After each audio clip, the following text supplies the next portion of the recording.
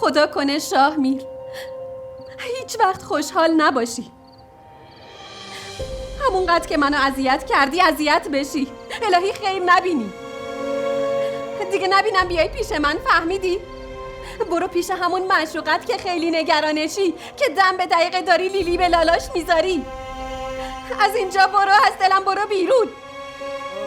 همونطور که از خونه زندگیت منو بیرون کردی، تو هم برو، از اینجا برو، از اینجا برو.